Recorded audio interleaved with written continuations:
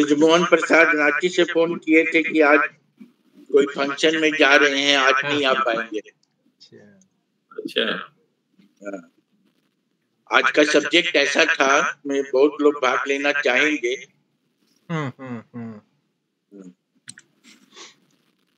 ऐसा सब्जेक्ट है कि इस पर बहुत कुछ बात नहीं की जा सकती। हाँ, सबके मन में है, लेकिन सॉल्यूशन इसका कुछ नहीं है, कोई आंसर भी नहीं है इसका। हाँ, फिर भी जनार्दन जी आ गए। जनार्दन जी का बहुत बहुत धन्यवाद। उन्होंने, उनकी तबीयत खराब है और टाइफाइड में है, तो भी हमारे इसमें आए। उनको बहुत बहुत धन्यवाद। बहुत अच्छा। हम लोग का उत्साह बढ़ाने के लिए हम लोग सभी कोई प्रार्थना करते हैं, आप जल्दी से स्वस्थ हो जाइए। जनार्दन जी जी अमिताभ जी, आप प्रारंभ करवाएं अखबारी माहेश्वर प्रसाद साहब से। हाँ, प्रसाद साहब से अब शुरू करवा देते हैं। आज का सब्जेक्ट बहुत कंट्रोवर्सी है। अब मतलब क्या हिंदी को राष्ट्रभाषा या मातृभाषा इंडिया का होना चाहिए या नहीं, इस पर हम लोग डिस्कस करेंगे, अपनी अपनी राय देंगे। हालांकि हर देश में हम लोगों ने देखा है सब लोग अपनी अपनी भाषा एक रखे हुए। अफ्रीका में अफ्रीकन भाषा, रशियन में रशियन भाषा, अमेरिका में अमेरिकन भाषा, इंग्लिश सब जगह कॉमन है, लेकिन ठीक है। लेकिन हमारे यहाँ तो पूरा इंग्लिश ही कल्चर होता जा रहा है। कपड़ा भी और पहनावा भी और कल्चर भी, सब तरह से बात स्वभाव भी। घर में माँ बाबूजी बोलना तो भूल ही गए हम लोग। बिहारी में या यूपी में या अपनी मातृभाषा में बात करने में हम लोग को शर्म आता है। प्लेन में वगैरह में हम लोग सब जगह अंग्रेजी बोल करके अपना कम हियर, डॉग को भी, कुत्ते को भी बुलाते हैं पॉपी, कम हियर। और ये बड़ा अजीब सा लगता है कि कम हियर उसको भी अंग्रेजी, कुत्ते को भी अंग्रेजी सिखाते हैं, कुत्ते से भी अंग्रेजी में बात करते हैं। पता नहीं इसमें कौन सा मजा आता है, लेकिन इससे अपने नेशनल लैंग्वेज का अपमान होता है, अपने राष्ट्रीय भाषा का अपमान होता है। हम लोग हर समय अंग्रेजी और दूसरी भाषाओं को प्रभाव माने ज्यादा महत्व देते हैं, तो ये अच्छा नहीं लगता है। इसलिए ये सब्जेक्ट को हम लोगों ने आज चुना है और इस पर हम लोग बात करेंगे। और स्टार्टिंग में हमारे गेस्ट साहब अमेरिका से अखबारी माहेश्वर साहब हमारे ये भी हैं, क्या नाम है, गार्जियन भी हैं। और मैं उनसे चाहूंगा कि हमारे राम मोहन जी का स्वागत भी करें और हमारे जितने लोग आए हैं उन सबका स्वागत करें। तो शनिवार का दिन तो एक्चुअली राम मोहन जी और दिलीप जी के लिए ही रखा हुआ था, तो हर समय ये लोग मिल नहीं पाते हैं, तो इस बार मिल गए हैं तो अच्छा है। तो हम चाहेंगे प्रसाद साहब इसका शुरुआत करें। प्रसाद साहब जी, धन्यवाद अमिताभ जी। बहुत मेहनत करके आप हम लोग के संगठन का बड़ी अच्छी तरह से आप चला रहे हैं। बहुत बहुत धन्यवाद और सभी लोगों का स्वागत है। और राम मोहन जी इस विषय पर बोलने वाले हैं। हम सुन करके तो हमको थोड़ा सा ताज्जुब हुआ। ताज्जुब इसलिए हुआ कि ये विषय ऐसा है जिसमें कभी, अब जैसे उन्होंने खुद ही कहा, इसका कोई सलूशन तो है नहीं, इतने सारे। लेकिन एक अपने छोटे से अनुभव के साथ मैं इसकी शुरुआत करना चाहता हूँ आपके राम मोहन जी के परमिशन से।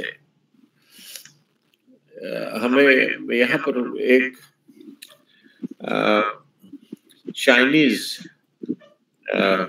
Student, not student, I would say employed person, तो मौका मिला हमको काफी अच्छी तरह काफी देर तक बात करने का। तो हमारे मन में हमेशा ये चाइना में इतनी तरक्की हुई है, खास करके विज्ञान में इतनी तरक्की हुई है, वो पूरे दुनिया को लीड करने जा रहे हैं। कैसे उनके यहाँ पढ़ाई होती है, अंग्रेजी में होती है या नहीं होती है? तो ये तो मालूम था कि वहाँ पर चाइनीज भाषा में ही पढ़ाई वगैरह होती है, लेकिन एक बात करने के बाद, अच्छा, एक ताइवानीज लेडी से उनसे भी बात हुई थी। बात करने के बाद हमको ऐसा लगा कि चाइना में अगर बहुत तरक्की हुई है विज्ञान के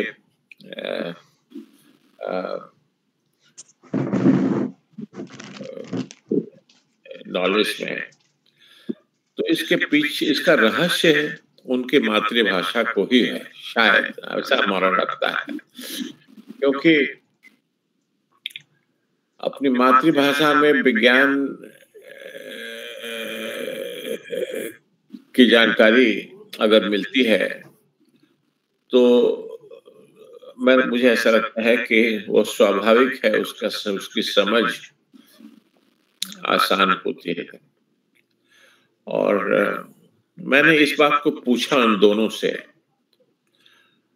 तो ये मालूम हुआ कि यहाँ वो तो उनके यहाँ तो स्कूलिंग होती है अपनी भाषा में, ताइवानीज की चाइनीज उनकी अपनी भाषा है। तो और 13 स्कूलिंग जो है उनके यहाँ 13 घंटे की स्कूलिंग होती है। 13 घंटे का क्लास उनको अटेंड करना पड़ता है स्कूलों में। और ये बात सुनकर के मुझे बड़ा हमको लगा जैसे कि यही वजह है कि चाइना में विज्ञान।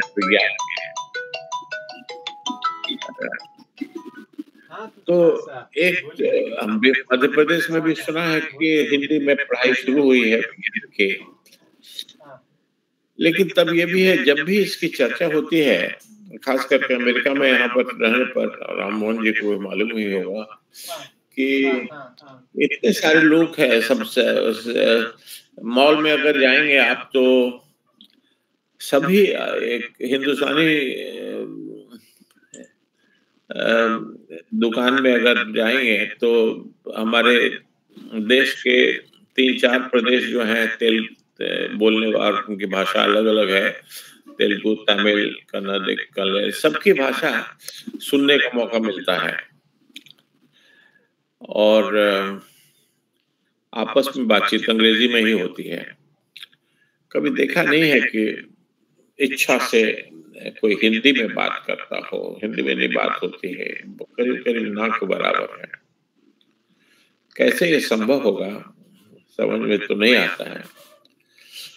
हम लोग जब नौकरी में थे तो ऑफिशियल लैंग्वेज एक्ट का पूरा हम लोगों को फॉर्म भरना पड़ता था, रिपोर्ट करना पड़ता था कि कितनी चिट्ठियां अंग्रेजी में लिखी, कितनी चिट्ठियां हिंदी में लिखी, किस किस प्रदेश को लिखी, ऐसी बातें। अच्छा, ये लाइन कट गया क्या? हेलो, आवाज आ रही है सर? आवाज आ रही है। अच्छा, तो अब राम जी को हम अच्छा है विषय है, अच्छा है।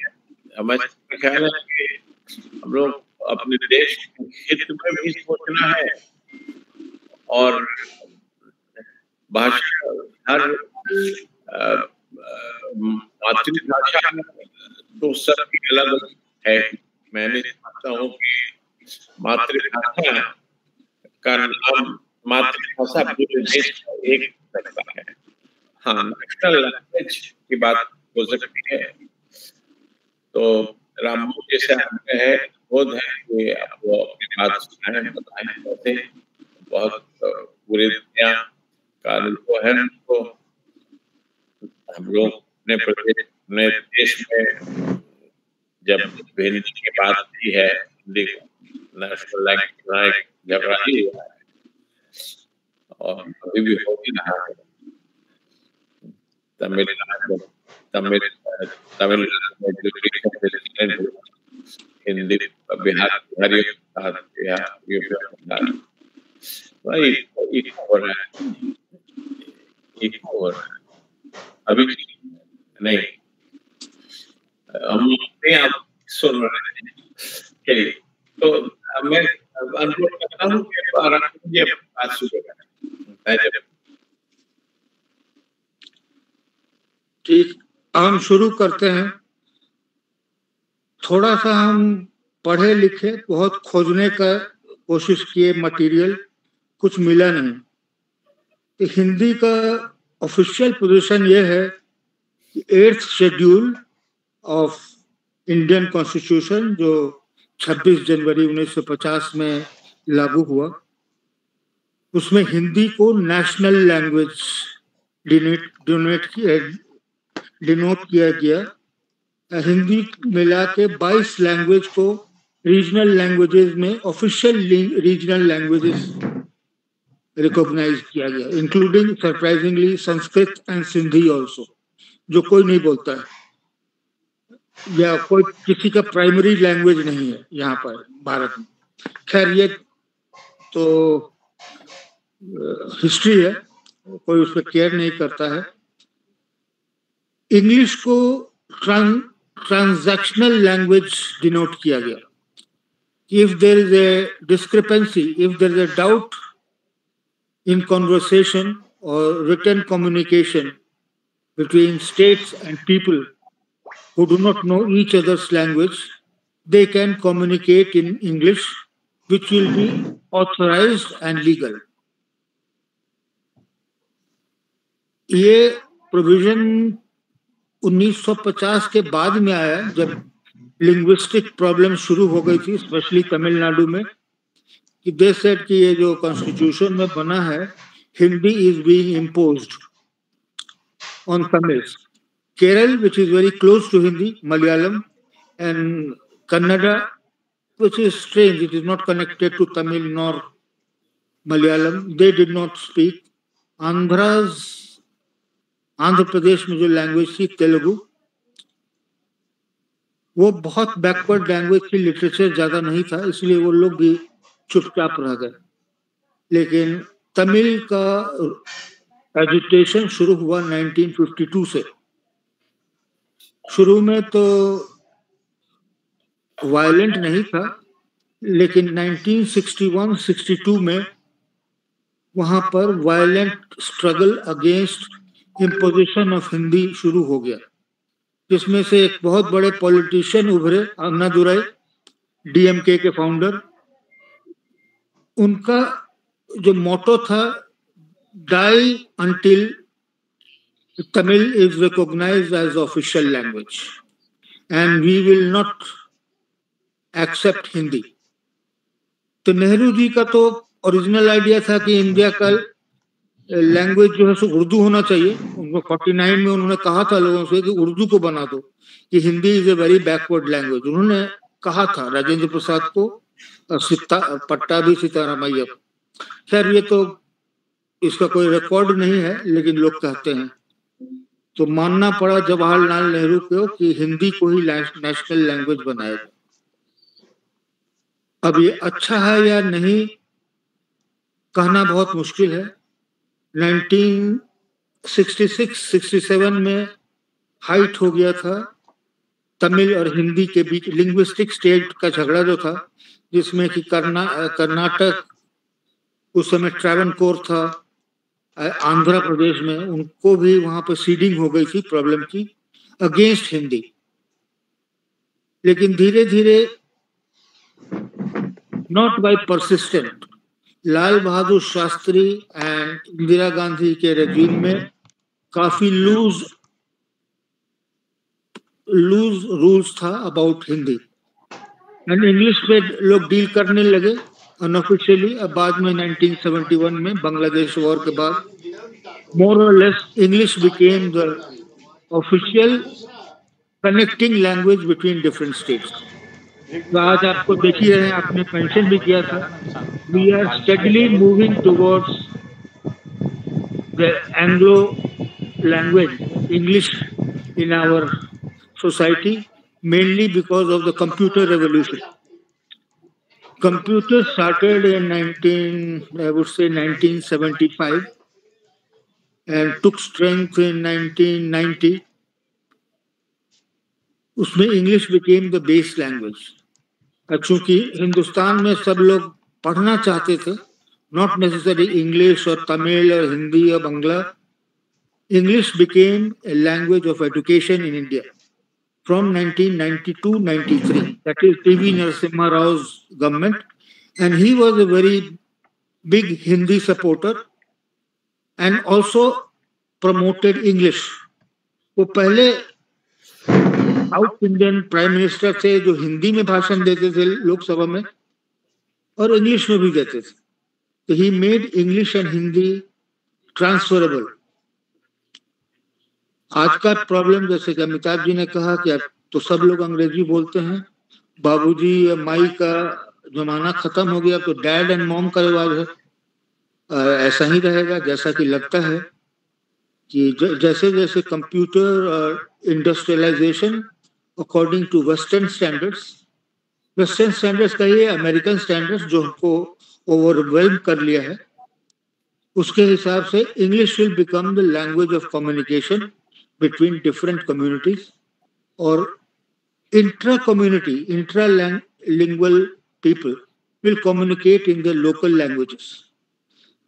और 1985 के बाद तमिलनाडु में एक रेवोल्यूशन समझिए या they accepted कि तमिल लोगों को अगर नॉर्थ इंडिया में जाके काम करना है, ये केरला में लोग सोचा कि हमारी पॉपुलेशन बढ़ गई है, जॉब्स के लिए बाहर जाना पड़ेगा, तो हिंदी का जो टैबू था वो खत्म हो गया।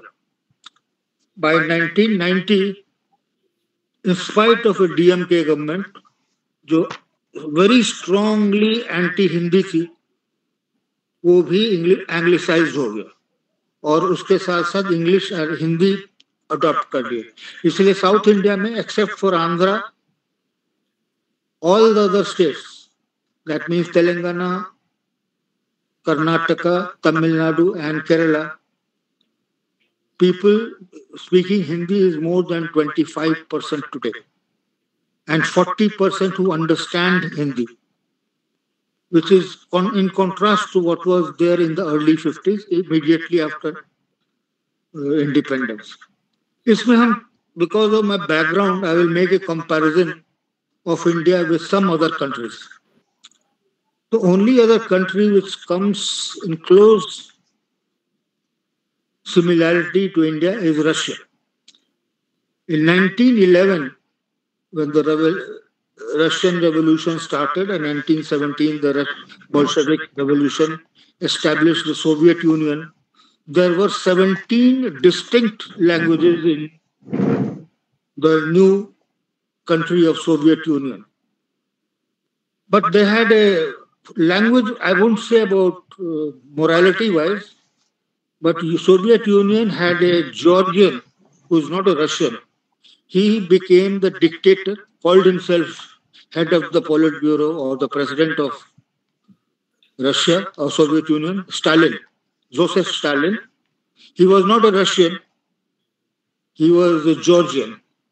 But he brought all the powers under himself and asked the 17 linguistic states of Soviet Union, which includes countries like Kazakhstan, Kyrgyzstan, Armenia, Turkmenistan, Georgia, Armenia, Azerbaijan, Ukraine, Belarus, and many others.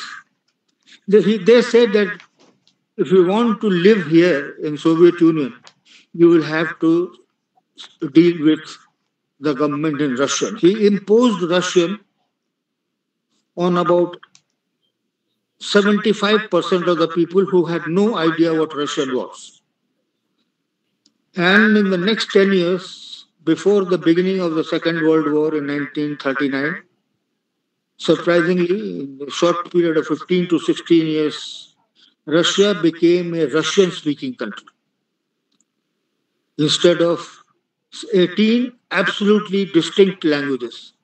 And that thing still continues. While different states have become independent now, they are promoting their local language, but their language of dealing with the world is still Russian. So India का Russia से ही comparison कर सकता है। And Russia में surprisingly I found out that 8% of the people use English as their common everyday language. When I was in Russia about 30 years ago, it was not so. There were some people understood English, but now there are schools of English dealing from primary up to secondary, like in India, dealing in English. Because they also thought that if they want to catch up with the world, they'll have to deal in an international language, and international language, English is the best. Another small comparison I will make with China. China has even now 7 distinct languages, including Tibetan and Uyghur, which is in west of China, and south of China, Mandarin and other languages. But Mao Zedong, like Stalin, who became the dictator, liberator, president, and what you can call the whole and soul of China, he also insisted that everyone will have to learn Chinese if he has to survive. If you want a job, you are given 3 months to learn Chinese. So Chinese became a language of China. From 1949, when it became independent, by 1960, in 10 or 11 years, China had one mother language, maternal language. I'm not using mother language of different people was still different, but they used Chinese, the Mandarin Chinese, which is the North China language, as their lingua franca, as their basic language. Apart from that, there is no equal to what virtue or problem that we have in India. In Africa, there are hundreds of dialects like in India, but basically they are now divided between English, French, Portuguese, and a little bit of Dutch and some German also. But all of the countries have their unique national languages. They may have dialects, but the language remains within these 5 European languages. अब India के ऊपर आते हैं कि मेरे हिसाब से India तो दैट लाइन ऑफ थॉट कि इंडिया में एक यूनिक नेशनल लैंग्वेज होना चाहिए, वो खत्म हो चुकी. Now no one talks about नहीं बस we will only deal in Hindi and those who do not know Hindi they have nothing to do with us. वो वाला एटीट्यूड खत्म हो गया. तमिलनाडु में सरप्राइजिंगली हरदम हिंदी में Tamil Nadu comes into focus because they started the movement against Hindi. वहां पर भी अब Hindi is accepted. People understand. They said that about 40% of Tamilians, especially north of Tamil Nadu, that means Chennai area, if they may not be fluid in Hindi, but they understand. It may be because of Bollywood movies and the Tamil film stars who also started speaking or taking roles in Bollywood. That also had a major role in assimilation of Hindi in Tamil Nadu. In that, MGR, Jayalalitha, they acted in Bollywood movies, spoke in Hindi, and in Tamil Nadu, these films were shown in Hindi in Tamil Nadu. Since you know that Tamil Nadu is a film star country, because everyone who is successful in films is successful in Tamil Nadu, Hindi became acceptable. Kerala never had a problem, surprisingly. They did not like Delhi. They had a communist government in the 50s. And they accepted Hindi very early. The earliest, even before Bengal, Kerala had accepted Hindi. I didn't know about this, but this is what I found out from reading from different things. तो मेरे हिसाब से हो नहीं सकता है. They cannot be unitary language. 22 language हैं, इसमें से हर आदमी को ट्राइलिंगुअल करीब हो गया है. बिहार और यूपी को छोड़ के, बिहार, यूपी और झारखंड को छोड़ के दूसरे हर स्टेट में 3 लैंग्वेज, हिंदी जानते हैं, इंग्लिश जानते हैं और अपना लोकल लैंग्वेज जानते हैं। इस रेस्पेक्ट में मेरे हिसाब से तो बिहारी लोग को भी एक सो कॉल्ड फॉरेन लैंग्वेज जानना चाहिए to be compatible with other countries, लेकिन जरूरत नहीं पड़ी है, इसीलिए हुआ नहीं। बिहार, यूपी या झारखंड, अब बंगाल में तो धीरे धीरे अब तो ममता बनर्जी भी अपना स्पीच हिंदी में देती हैं, तो वहां तो एक्सेप्ट हो गया। सरप्राइजिंगली नॉर्थ ईस्ट में जो अभी तक 1990 तक एकदम नेग्लेक्टेड 7 सिस्टर कंट्रीज थी, specially that was the idea of mister Nehru, वहां पर Hindi is surprisingly a very popular language. In Assam 45% of the people can read and write in Hindi. In Nagaland also for about 50%, Manipur 60 to 70%, Meghalaya 80%, in Mizoram it is about 30%. But anyway, the progress is there that Hindi is accepted most of the places. Politically, it may not be. They have some states have a bone of contention, but no one is angry about it.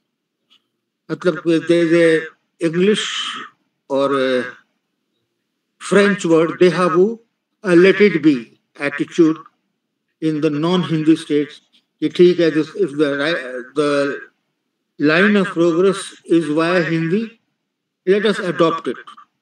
Not leaving their mother tongues, but adopting Hindi and English as a language of communication. तो मेरे हिसाब से तो हिंदी का और future नहीं है, तो डिमिनिश ही करता जाएगा।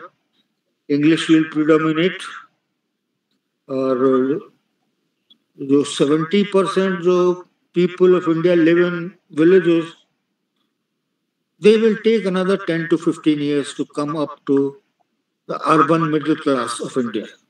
लेकिन वहाँ भी अंग्रेजी, because of the mobile phone, charge कराने जाते हैं, चार्ज वर्ड यूज करते हैं। किसी आप बहुत देहाती आदमी से पूछे कितना का चार्ज लेना है, तो एक 121 का चार्ज लेना, 121 का चार्ज नहीं करें।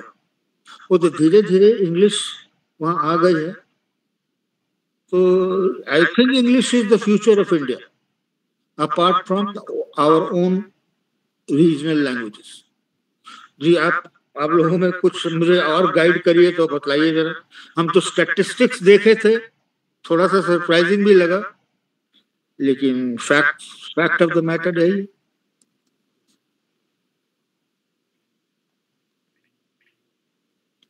बड़ा अच्छा स्टैटिस्टिक्स था, और ठीक है। अब एक नेशनल लैंग्वेज तो होना ही चाहिए, और नेशनल लैंग्वेज हिंदी से अच्छा कोई दूसरा शायद ही हो। तो इस संबंध में जनार्दन जी आए हैं। जनार्दन जी से मैं पूछना चाहूंगा कि जनार्दन जी क्या कहना चाहेंगे, कैसे अपने भारत में हिंदी का प्रयोग ज्यादा से ज्यादा किया जाए। अब देखिए, इंडिपेंडेंट डे में भी जहां अंग्रेजों को भगा करके हम लोग भारत को स्वतंत्र किए, उसका भाषण भी लोग कोई संजीव रेड्डी, नीलम और बाकी सब अंग्रेजी में देते हैं। तो ये थोड़ा सा अजीब लगता है कि अपने नेशनल लैंग्वेज का नहीं होना अपने देश का, पूरे देश का अपमान है। और हम लोग जिन विदेशियों ने हम पर अत्याचार किया था, उन लोगों की भाषा को ज्यादा महत्व देते हैं। जनार्दन जी, आप क्या बोलेंगे और क्या उपाय किया जाए जिससे कि अपनी एक मतलब नेशनल लैंग्वेज होनी चाहिए। चाइना दुनिया में सबसे ज्यादा भाषा चाइना बोली जाती है। हाँ, माननीय राम मोहन जी ने इतनी विस्तार से ये बातें बताई, और हमारे ग्राउंड लेवल पर जो सिचुएशन है एक्चुअली वही स्टैंड करता है। लेकिन बहुत सारी चीजें जो देश में ऐसी होती हैं, वो ऑफिशियल के अलावा कुछ भावात्मक भी होती है। और वैसे में मैं भी सरकारी सेवा में रहा हूँ, और मुझे अनुभव है कि हम लोग भी, जैसा राम मोहन जी बता रहे थे और हमारे अखौरी साहब बता रहे थे, कि हम लोग हिंदी का पत्र हिंदी में देने की कोशिश करते थे, हिंदी के जो समाचार पत्र होते थे वो निकालते थे, दूसरी जगह से जो आते थे उनका भी करते थे। ये सब तो अपनी जगह पर भी है, लेकिन जब आप देखेंगे कि पूरे देश को कन्याकुमारी से कश्मीर तक या गुजरात से नॉर्थ ईस्ट तक जोड़ने के लिए अगर कोई सूत्र है तो वो अंग्रेजी नहीं है। अंग्रेजी हमारी नौकरी की भाषा हो सकती है, हमारे ऑफिशियल काम की भाषा हो सकती है, लेकिन जो भावात्मक स्तर पर है वो हिंदी है। और हिंदी ही हमारे, अगर स्वतंत्रता संग्राम की भी कोई भाषा थी जिसमें हमारी जो हमने लड़ाई लड़ी इतनी दिनों तक और जिसपे अंग्रेजों के ऊपर भी आए, उसमें भी हिंदी का बड़ा महत्व था। और जब भारत सरकार ने जब 14 फरवरी को राजभाषा इसको किया, वहां तक सब ठीक था, लेकिन अपनाने में कुछ हम लोगों ने इसे मन से नहीं अपनाया। लेकिन मैं ये समझता हूँ कि हिंदी में वो दम है कि वो न सबको एक सूत्र में जोड़ सकती है, बल्कि वो इमोशनल लेवल पर भी लोगों को अपना बना सकती है। आज के दिन में भी देखिए कि जब हमारे माननीय प्रधानमंत्री बोलते हैं या हमारे विपक्ष के नेता बोलते हैं, तो जब वो हिंदी में बात करते हैं तभी वो जनमानस तक पहुंचता है। तो मैं समझता हूं कि नौकरी, कंप्यूटर और इंटरनेशनल अपना भारत का अपना जगह, ये अपनी जगह पर रहे, लेकिन हमें उन चीजों पर विशेष ध्यान देना चाहिए। और दूसरी बात आप समझिए, अंग्रेजी आज भी एक अभिजातीय वर्ग की भाषा है। वो लोग जो सक्षम हैं, वो लोग जो पैसे वाले हैं, वो लोग तो इसको कर लेते हैं, सीख लेते हैं, लेकिन जो हमारे सुदूर रूरल एरिया में रहते हैं, जो डिसएडवांटेज ग्रुप के हैं, जो डाउन ट्रोडन हैं, उनको अभी भी ये दिक्कत है। और मैं आज भी समझता हूँ कि इतना हम जब देश आगे बढ़ा है और हम दुनिया में अपनी पहचान बना रहे हैं, आज भी कम से कम 50% ऐसे लोग हैं जिनको अगर हम कोई बात बतानी चाहते हैं, कोई ये करनी चाहते हैं, तो उन तक पहुंचने का और उनके बात को अपने तक लेने के लिए ये आवश्यक है कि हम उन बातों को करें। मान लीजिए हमारे बड़े बड़े क्षेत्र में जो डॉक्टर्स ही हैं जिनको सेवा करना है, टीचर्स ही हैं जिनको सेवा करना है, अगर वो पेरेंट्स के साथ, अगर वो पुराने जनरेशन के ग्रैंड पेरेंट्स के साथ, अगर बच्चों के साथ वो जुड़ नहीं पाएंगे, तो वो शायद वो अंग्रेजी अगले 50-100 वर्षों में भी वो जगह नहीं ले जहां तक हम हिंदी में आ गए।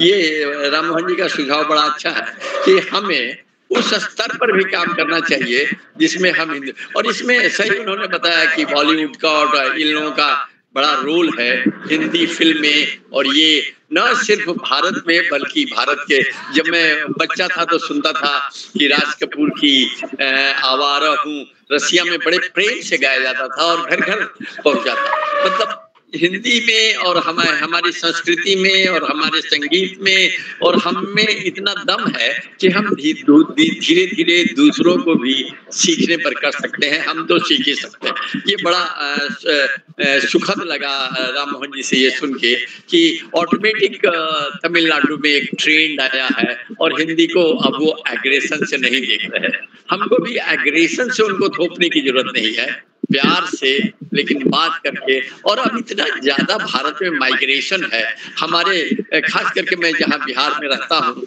बिहार के लेबर लगभग पूरे देश में तो फैले ही हुए हैं, उसके साथ ही साउथ ईस्ट एशिया के और अच्छे अच्छे कंट्रियों में गए हैं। हम एक झूठे दिखावे में, फॉल्स वैनिटी में अपने को अंग्रेजी में प्रतिष्ठापित करते हैं। सारे लोग जानते हैं, इवन चाइना ने भी भारत का ही अनुसरण किया जब उसने देखा कि भारत इंटरनेशनल स्तर पर अपने को ज्यादा स्थापित करने में सक्षम है, क्योंकि इनके लड़के अंग्रेजी स्पीकिंग और कंप्यूटर में काम कर सकते हैं, जबकि चाइना इतना साइंस में आगे होने पर भी वो मैंडरियन या चाइनीज में था और उन्होंने अपने को खोला और वो धीरे धीरे किए, तो वो अंग्रेजी की तरफ गए हैं। तो अगर हम भी अगर इस बात पर ध्यान दें तो राजभाषा को मेरी अपनी इच्छा है और मैं चाहता हूँ कि ये भाषा देश के लिए रहनी चाहिए और कोई दिक्कत नहीं है। मैं तो ऐसा समझता हूँ कि जो एक बार पारंगत हो जाता है हिंदी में या संस्कृत में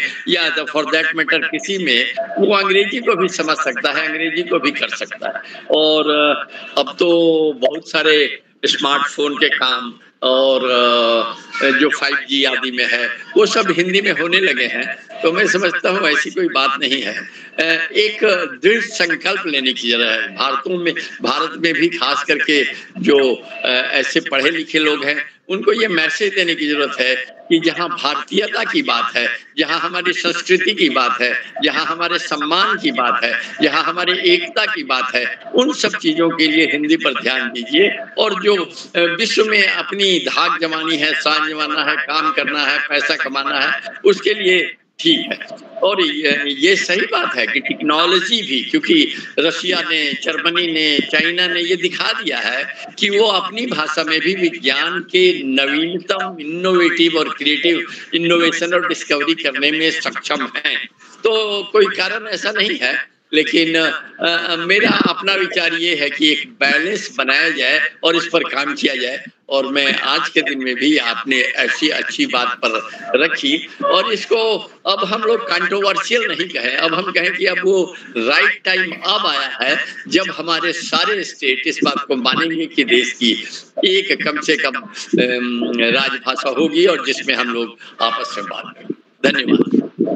बहुत बढ़िया जनार्दन जी साहब ने बहुत अच्छा बात बताया, बैलेंस बना के रखना है।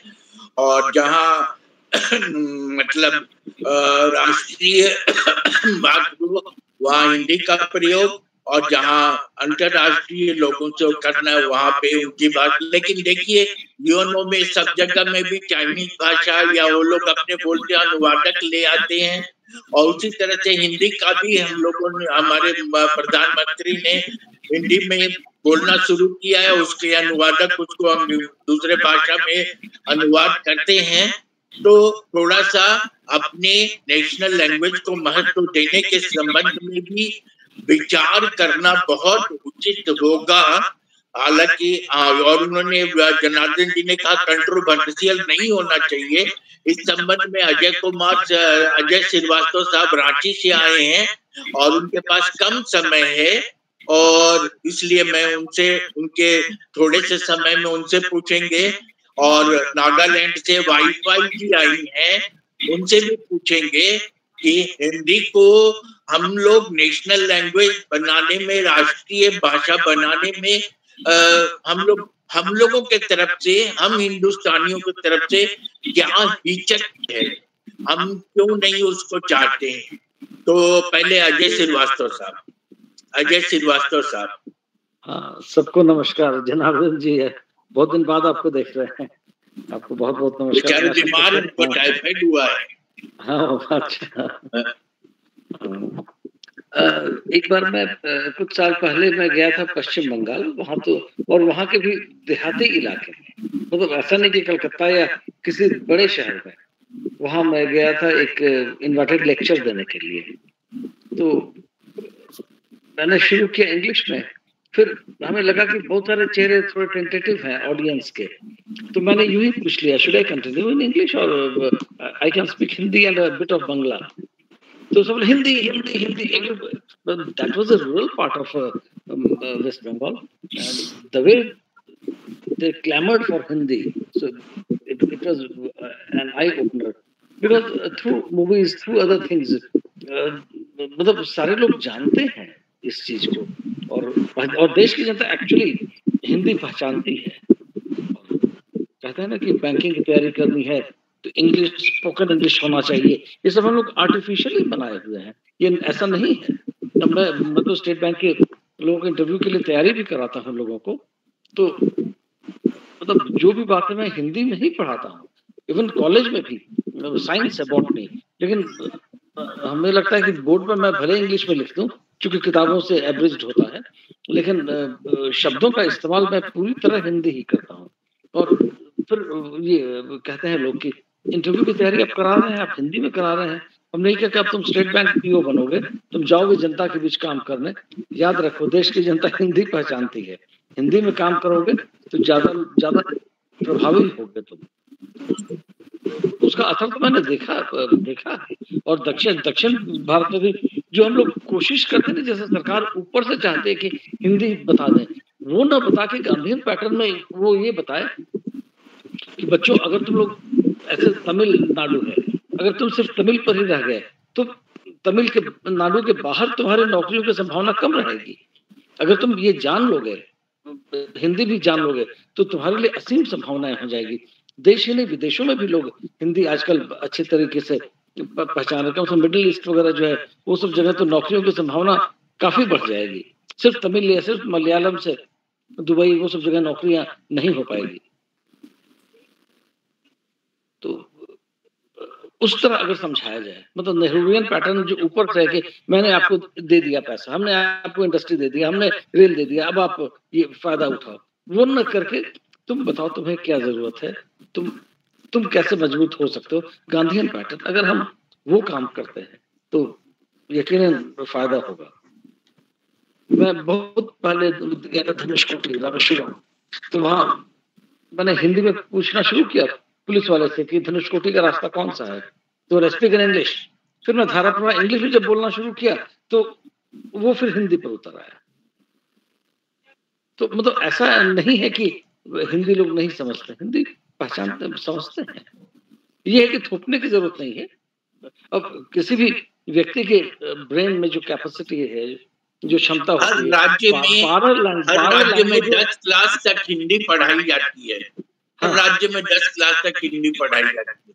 हाँ, तो हिंदी को ना फॉर्मेलिटी न करके उसको थोड़ा प्रायोगिक रूप से या प्रैक्टिकल एंगल से अगर हिंदी पढ़ाया जाए तो निश्चित रूप से बच्चों के मन में घुसेगा।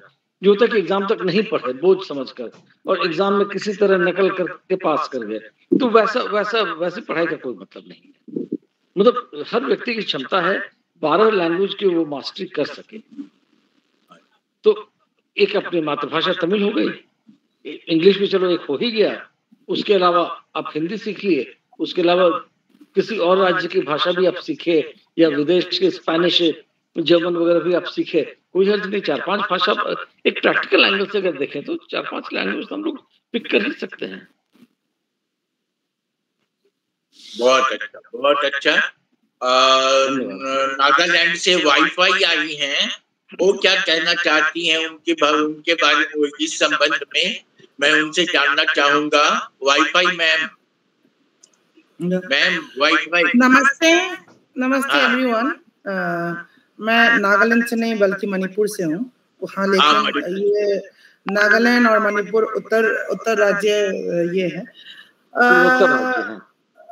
ये पूर्वोत्तर राज्य। You are right, I stand corrected.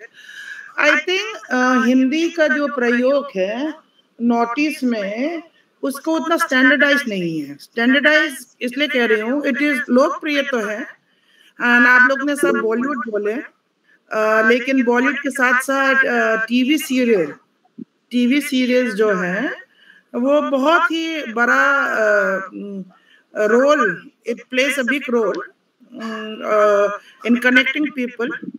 और वहाँ की जो चाहे आप अरुणाचल में जाएंगे या नागालैंड में जाएंगे या मणिपुर या मेघालय, तो वहाँ पे लोग जानना चाहते हैं, बोलना चाहते हैं, लेकिन एक छोटी सी प्रॉब्लम जो हिंदी और बाकी आदिवासी ये भाषा में वो है कि Hindi is like a French language. Hindi के जो भाषा है it's like a French language, क्योंकि यहाँ पे स्त्रीलिंग और पुलिंग है। तो वहाँ पे जो लैंग्वेजेस है which is unisex. Even ladies बोलेंगे जाता है, खाता है, आता हूँ। यहाँ पे जाती हूँ, खाती हूँ, आती हूँ, बस आएगी, कार जाएगा, you know those little things. तो ये सारे चीजें अगर आप ये सारे चीजों को आप ना अगर ओवरलुक करके आपका कान बंद करके ये सारे ग्रामेटिकल एरर्स हैं उसको छोड़ के अगर आप देखेंगे तो बहुत सारे लोग हिंदी बोलना चाहते हैं, बोलते भी हैं और बहुत ही लोकप्रिय हैं।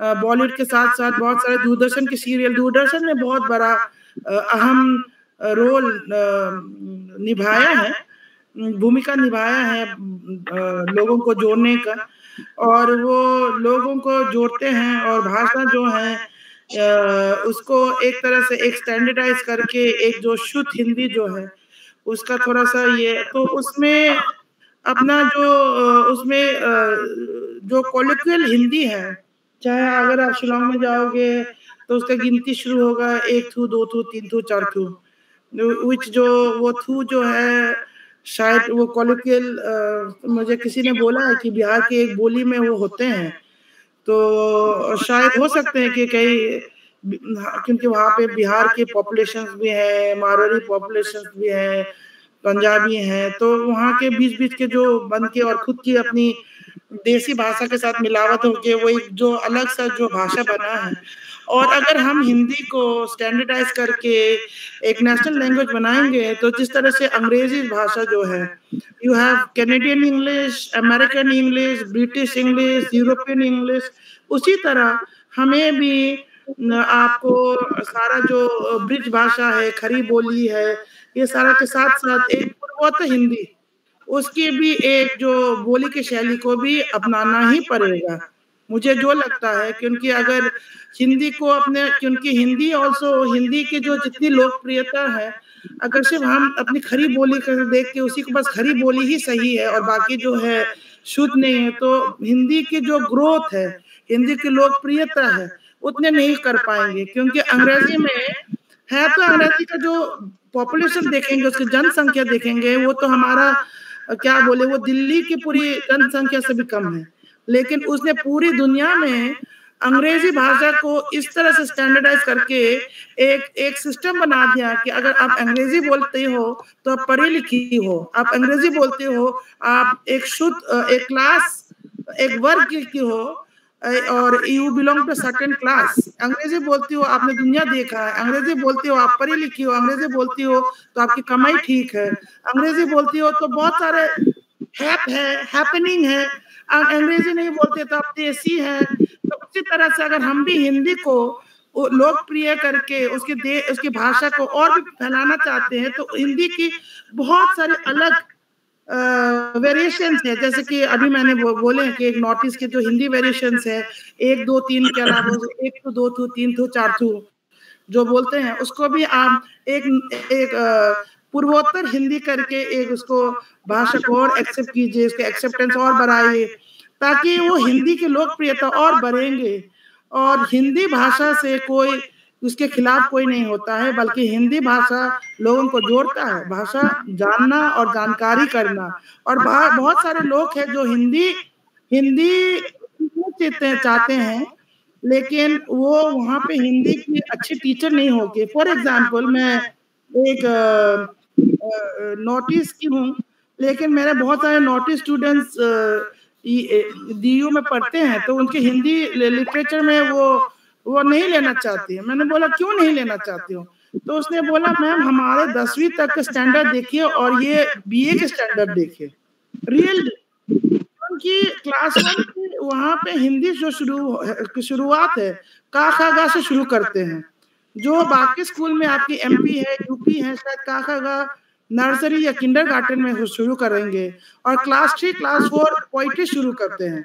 तो वहाँ का स्टैंडर्ड जो है हिंदी का स्टैंडर्ड, क्योंकि एक तरह से जो उसको लैंग्वेज के स्टैंडर्डाइज भी करना बहुत जरूरी है, तो उसको वो ये देखना भी बहुत जरूरी है। अगर हम उसको लोकप्रिय करना चाहते हैं तो करिकुलम में उसका स्टैंडर्डाइज करना बहुत जरूरी है, और उसको हिंदी टीचर्स को और भी ज्यादा डिपुटेट करना जरूरी है, और वहाँ की जो हिंदी के अलग अलग मिक्सचर के साथ बोली जाती है उसको भी एक्सेप्ट करना जरूरी है, ताकि वो हिंदी कल इंग्लिश की तरह और फैले और देश को जोड़े।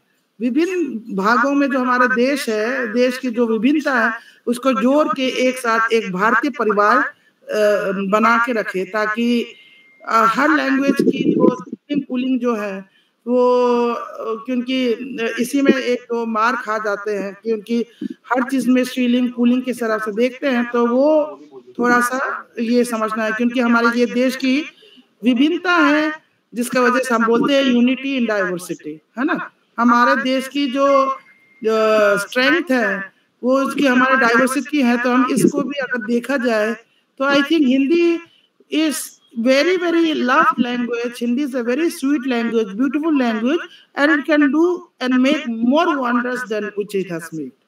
And इसके लिए भागीदारी में I think this role Doordarshan has played a big role. मैं दूरदर्शन की जमाने की हूँ जो बचपन में दूरदर्शन देखते थे। आजकल के लोग शायद दूरदर्शन कभी ना देखें, तो दूरदर्शन ने बहुत बड़ा अहम भूमिका निभाया है। बॉलीवुड के साथ साथ दूरदर्शन ने बहुत अहम भूमिका निभाई। Thank you, this is my बहुत अच्छा।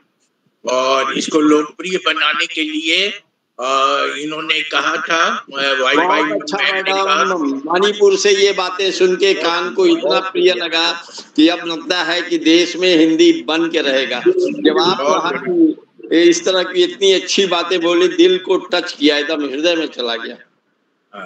बहुत अच्छा बोली, बहुत अच्छा बोली। अभी आपदा प्रबंधन के दिलीप कुमार जी भी आए हमारे बीच में, तो आपदा प्रबंधन के बहुत बड़े ऑर्गेनाइजर हैं। तो हम दिलीप जी से पूछेंगे कि कैसे हम अपनी हिंदी को सब मतलब अपने देश में ही हिंदी को हम इग्नोर करते हैं, हम हिंदी भाषी ही हिंदी को इग्नोर करते हैं। कैसे इसको हम लोग हिंदी को अपना एक राष्ट्रीय भाषा माने, जैसा कि अभी उन्होंने बताया कि बहुत लोकप्रिय और बहुत मीठी भाषा है। तो हमारा पढ़ाई लिखाई सब चीज हिंदी में हो, ऑफिस का काम तो हम लोग हिंदी में ही करते थे, सारा पत्राचार हिंदी में ही करते थे। तो इसको राष्ट्रीय भाषा बनाने में हम लोगों को क्या हिचक है और क्या बाधाएं हैं और कैसे दूर किया जाए। धन्यवाद सर, आप सभी को सर्वप्रथम मैं प्रणाम करता हूं और मैडम को भी मैं प्रणाम करता हूं। नॉर्थ ईस्ट से जो मैडम अभी उन्होंने जो तुरंत अपना व्याख्यान दिया, काफी अच्छा लगा उनकी हिंदी को सुनकर, और बड़ी गहराई के साथ उन्होंने अपने विचारों को प्रकट किया, जो काफी अद्भुत लगा। क्योंकि नॉर्थ ईस्ट से मैं इतना एक्सपेक्ट नहीं कर रहा था कि इतनी फ्लुएंटली है जो हिंदी बोल पाएंगे, और लेकिन हिंदी का जो विकास और सब कुछ उन्होंने जो बताया तो काबिल तारीफ है। तो आपको मैडम बहुत बहुत धन्यवाद। इसी तरीके से हिंदी का प्रचार प्रसार होता रहे देश में। अब तो हिंदी तो है भारत की बोली, जैसे कि आचार्य मैथिली शरण गुप्त ने कहा था कि ये है भारत की बोली, इसे अपने आप पनपने दो। अब तो पनपना क्या बड़ा हो गया है, बहुत बड़ा बरगद हो गया है, और ये अब हमारे लिए कोई नई बात नहीं है। Print media, electronic media, TV पे भी देखे सीरियल्स वगैरह सब कुछ है, जो वो बहुत सारे जो प्रोग्राम्स हैं वो अब हिंदी में आने लगे हैं, और लोग काफी मन से सारे प्रोग्राम्स को देखते भी हैं।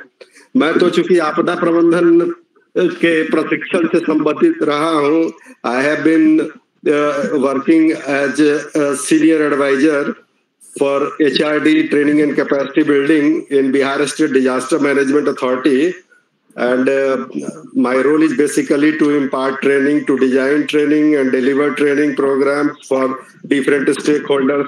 लेकिन हिंदी का प्रयोग जो है मैं पूरे व्यापक तौर पे करता रहा हूँ। इसके पहले मैं रांची में भी था, डॉक्टर अजय श्रीवास्तव को भी मैंने सुना, उन्होंने भी काफी अच्छी बातें बताई, जैसे कि अपना वेस्ट बंगाल का एक्सपीरियंस। असल में मैं उसी से मैं जुड़ पाया था, और जनार्दन सर को भी मैंने सुना, तो काफी अच्छा लगा सबका जो विचार है। तो हिंदी, जैसा कि अपने जिस सब्जेक्ट में आप काम कर रहे हैं, the domain in which you are working, you have to promote Hindi in that. This is my personal feeling. केवल एक सितंबर में हिंदी दिवस मना देने से वो नहीं चलेगा, क्योंकि हिंदी है जो हर रोज हिंदी दिवस है। अगर जितना व्यापक हम लोग काम करेंगे हिंदी में। मेरी आवाज आप तक को पहुंच रही है ना? Am I audible to all? जी हाँ, बहुत अच्छी आवाज सर। तो मैं भी अपने कार्यक्रमों में कभी हिंदी में कभी अंग्रेजी में मुझे व्याख्यान देने पड़ते हैं, ज्यादातर मिला जुला रहता है, हिंदी प्लस इंग्लिश दोनों मिलाकर। नेशनल फोरम में जाता हूँ या यहाँ पर भी अपने स्टेट में और अन्य राज्यों में जाता हूँ तो वहाँ भी मतलब उसके अनुसार ही मुझे मैं अपना कस्टमाइज कर लेता हूँ व्याख्यान। लेकिन जहाँ भी गया हूँ, इवन हैदराबाद में मैंने अभी थोड़े दिन पहले मैंने ट्रेनिंग NIRD में दी, and professors from South India they had come to learn about disaster management. तो उसमें भी हम लोगों ने मतलब कि मैंने मिला जुला उसमें पहले इंग्लिश में शुरू किया, फिर they came to know that I am from Hindi heartland, so they wanted me to listen in Hindi. उन्होंने कहा कि you please you speak in Hindi also because you are just delivering lecture in English. We all have in fact listened to many professors and they all delivered their lectures in English because they were South Indians mostly, but I request you to actually deliver your talk in mixed language, both languages you use। तो मुझे इतना अच्छा लगा वहाँ पे कि क्या बात है कि लोगों को ये भी है कि हिंदी और इंग्लिश दोनों में सुनने का, या अब उसमें कोई ये लगता है जैसे पहले रखता था कि हाँ इंफीरियरिटी हो रही है, लेकिन इंग्लिश अगर जो नहीं जानते हैं तो उनको, लेकिन ऐसा नहीं है। अब हिंदी है जो व्यापक तरीके से सब जगह बोली जा रही है, लोगों को अच्छा भी लग रहा है सुनने में भी। एक मैं आपको एक एक्सपीरियंस बताता हूँ। मतलब 2006-07 में मैं सुनामी रिस्पांस प्रोग्राम के लिए पोर्ट ब्लेयर अंडमान निकोबार में पोस्टेड था। तो एक ब्यूटीफुल चीज देखा मैंने, केयर इंटरनेशनल के लिए मैं काम कर रहा था, तो सुनामी रिस्पांस में हम लोग डिफरेंट टाइप्स के प्रोग्राम्स करते थे, कम्युनिटी बेस्ड डिजास्टर प्रिपेयर्डनेस, फिर उसमें self help group formation, micro credit वगैरह जो भी देना, बैंक से लिंकेज, नबार्ड वगैरह से करवाना, कम्युनिटी को लाइवलीहुड के ऑप्शंस कम्युनिटी के लिए क्रिएट करना। तो काफी मुझे वहां पे एक चीज अच्छा लगा, मैं पोर्ट ब्लेयर अंडमान निकोबार में उतने सारे द्वीप समूह हैं, करीब तो 500 प्लस द्वीप समूह हैं और लगभग 48 द्वीपों पे लोग रहते हैं। और उसमें आपका सबसे पहला जो है एकदम नॉर्थ में, जो एकदम बर्मा के पास है, वो डिगलीपुर है, और लास्ट वाला जहाँ पे इंदिरा पॉइंट है वो कैम्बेल बे है। वहां तक मैं गया, मुझे जाना पड़ता था अपने काम के दौरान। और तो एक चीज देखा मैंने कि वहाँ मतलब इंग्लिश भी उतना कॉमन ये भाषा नहीं थी। वहाँ आप डिगलीपुर से लेके पोर्ट ब्लेयर, निकोबार एंड कैम्बेल बे तक चले जाइए, हिंदी ही एक ऐसी भाषा थी जो सारे आइलैंड्स पे बोली जाती थी।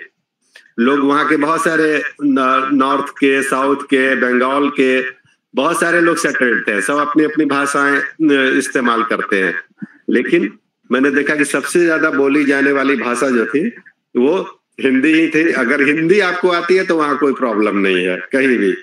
तो इस तरीके का अंडमान निकोबार, और पहले तो हिंदी आगे तक अभी भी अरब तक तो बोली ही जाती है, वही उर्दू है चाहे जो, जिसमें हिंदी जो थोड़ा बहुत मैं जानता हूँ कि इसमें सब तरीके के शब्दों का इस्तेमाल है जो किया जाता है। देशद, विदेश, तत्सम, तद्भव, ये जो है तो सारे मतलब अंग्रेजी भी मिलाकर हिंदी, अंग्रेजी, हिंदी, तत्सम, संस्कृत और ये सब जो रीजनल लैंग्वेजेस के भी कुछ जो शब्द हैं सब मिलजुल कर हिंदी बनी है। इसलिए इसका एक्सेप्टेंस मुझे लगता है कि बहुत ज्यादा है। और अब तो ये डिबेट ही छोड़ देना चाहिए कि अब हमें हिंदी को प्रमोट करने के लिए ये इस तरह का कुछ वर्कशॉप करने का जरूरत है। अब हमें ये करना चाहिए कि ठीक है, हम अगर ये वर्कशॉप करें तो उसमें हम लोग पूरा वार्तालाप है जो हिंदी में करेंगे। The lingua फ्रैंका will be Hindi, not English. We can select a theme of the workshop and we have to decide all the speakers will deliver their talks on different topics in Hindi। अगर इस तरीके से हो जाएगा तो और भी हम लोग हैं जो इसमें काफी अच्छे से हिंदी को प्रमोट कर सकेंगे। और लिखना प्रिंट और इलेक्ट्रॉनिक मीडिया में भी तो देखते हैं कि कितना ज्यादा ग्रोथ हो चुका है। हमें लिख लिख कर कुछ आर्टिकल्स भी कंट्रीब्यूट करने होंगे, जिससे कि हिंदी के माध्यम से हम लोग अपने विषय के बारे में लोगों को अच्छे से जानकारी दे सकते हैं। आपदा प्रबंधन में भी मैं भी देखता हूँ, कुछ कुछ मैं छोटे छोटे प्रयास तो करता रहता हूँ, लेकिन और भी विषयों में बहुत सारा ये स्कोप है। जैसे अभी अजय श्रीवास्तव सर को भी मैं सुन रहा था, हमारा पुराना एसोसिएशन भी रहा है उनसे। तो बंगाल के मतलब एक रिमोट इलाके में भी, वहाँ जहाँ की बांग्ला बोली जाती है, मैंने भी कलकत्ता में भी ट्रेनिंग वगैरह कराई है, लेकिन वहाँ भी अगर डिमांड है देखिए हिंदी का, तो कितनी अच्छी बात है। तो काफी हमें अब हिंदी में जो हम काम करते हैं उसे और बढ़ाने की जरूरत है। उसी जैसे अभी मैं सरकार में देखता हूँ, सरकार में फाइल वगैरह भी है, हिंदी इंग्लिश दोनों ऑप्शन है, लेकिन सारे हैं जो काम ज्यादातर हिंदी में होते हैं राज्य सरकार में। तो एक अच्छी बात है। बहुत सारी चीजें मैं जो नहीं जानता था, जो शब्दावली सरकार में जो इस्तेमाल होती है, अब उन सब शब्दों का भी इस्तेमाल करना मैं सीख रहा हूँ, जो कि ब्यूरोक्रेसी में इस्तेमाल की जाती है। तो मैं समझता हूँ कि हिंदी का काफी विकास हो चुका है, बरगद हो चुका है। इसे और फलने फूलने हम लोग दे। अब हम लोग, क्योंकि जो दिल से बात निकलती है, जो भावनाओं को हमारा व्यक्त कर सकती है, वो हिंदी ही है। तो इन्हीं शब्दों के साथ मैं अपने वाणी को विराम देता हूँ। आप सबों को प्रणाम। बहुत अच्छा, बहुत अच्छा आपने ये कहा कि अब बस अब इसका प्रयोग करने की जरूरत है, हाँ, प्रयोग करने की जरूरत है। और वैसे हमारे डीओपीटी में भी, हम डीओपीटी के मास्टर ट्रेनर हैं, तो डीओपीटी में भी अब एक स्टडी मटेरियल पूरा हिंदी में और पूरा पावर पॉइंट हिंदी में छप चुका है। और हम लोग हिंदी में भी पढ़ाते हैं, इंग्लिश में भी पढ़ाते हैं, दोनों पढ़ाते हैं। तो कभी कभी तो हम लोग प्योर हिंदी में भी पढ़ा देते हैं, क्योंकि उसका पावर पॉइंट इतना सुंदर, उसकी फिल्म में सपोर्टिंग इतना बना दिया। तो हम लोग चाहेंगे तो शायद हम लोग हिंदी को मतलब पूरा व्यवहार करके भी और बहुत बढ़िया से चला सकते हैं।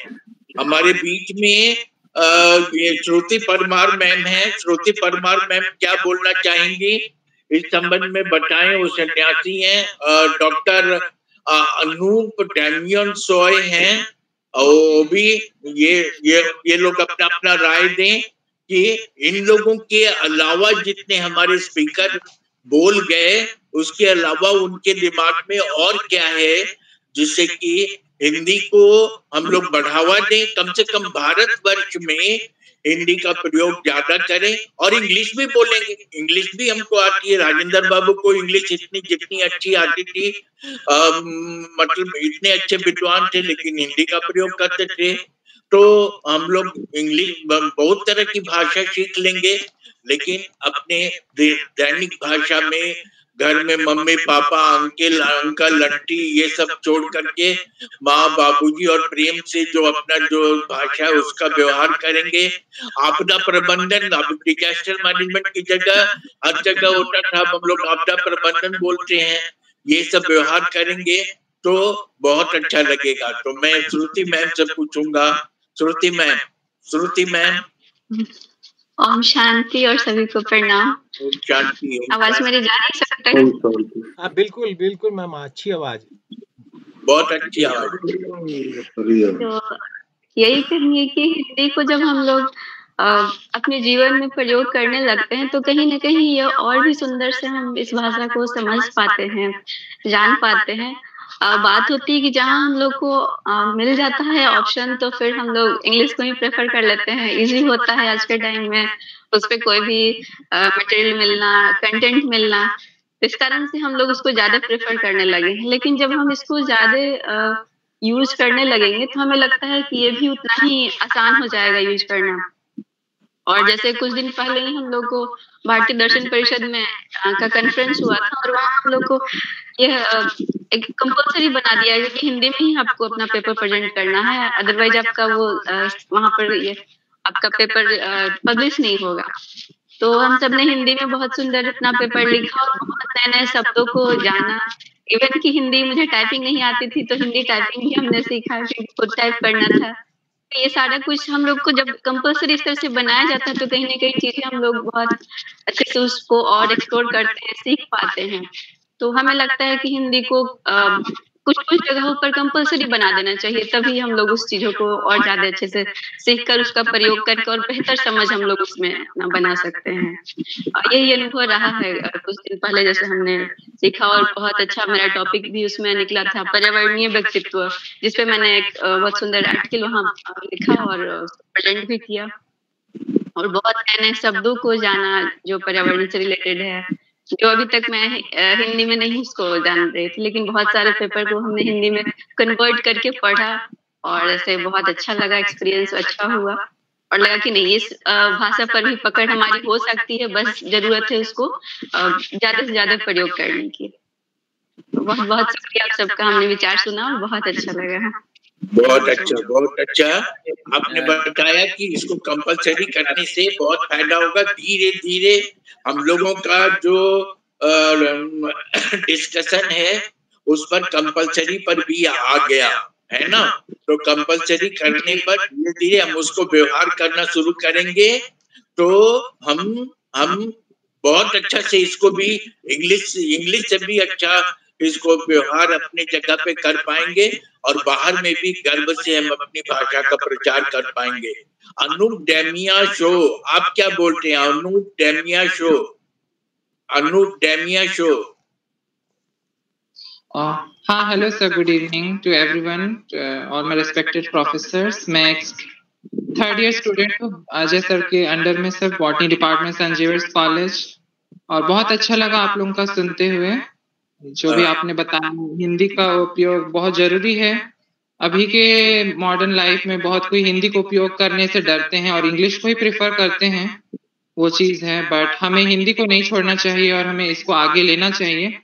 और हिंदी जानने से हमें हर एक राज्य में कहाँ पर भी जाए, हम लोग को हिंदी का उपयोग होना चाहिए और होगा। इससे हम लोग को कम्युनिकेट करने में बहुत फायदा होगा, यही मैं कहना चाहूँगा। और बहुत अच्छा लगा आप लोग का विचार सुन के। Thank you so much. बहुत अच्छा, बहुत अच्छा। नागेश झा साहब, नागेश झा साहब, आपका माइक खराब हो गया है। नागेश झा जी, आप बोल पाएंगे क्या? नागेश झा जी,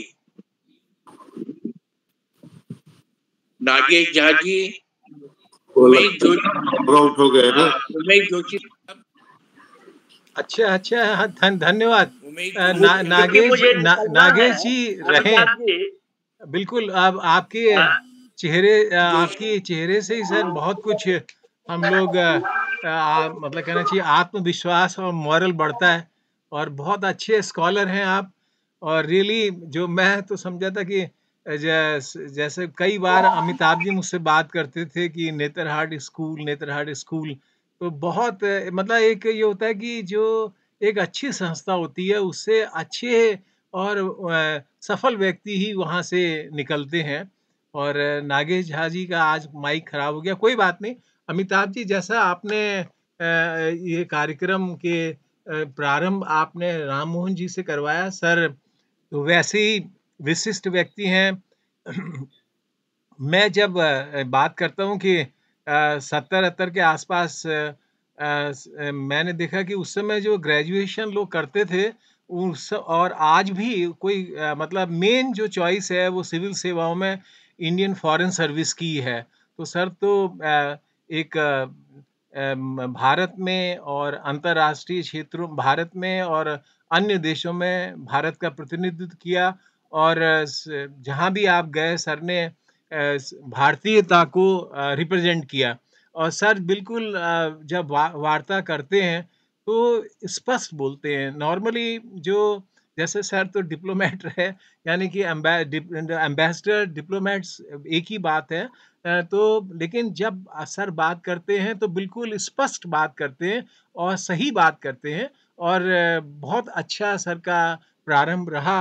और उसके बाद मणिपुर से जो हमारी बहन आई थी, उन्होंने उनके हिंदी का उच्चारण बहुत ही अच्छा रहा। कोई अनुमान नहीं लगा सकता कि वे नॉर्थ ईस्ट से आई हुई हैं, और जो उन्होंने हिंदी बोली वो उसका उच्चारण बिल्कुल शुद्ध था और अपनी बात को उन्होंने स्पष्ट रूप से कहा। उसके बाद से अजय श्रीवास्तव जी ने जो कहा वो हिंदी के विषय में वो बहुत ही अनुकरणीय है, इस सेंस में कि हम अपने को अंग्रेजी में जब वार्ता देते हैं तो अपने को प्राउड फील करते हैं।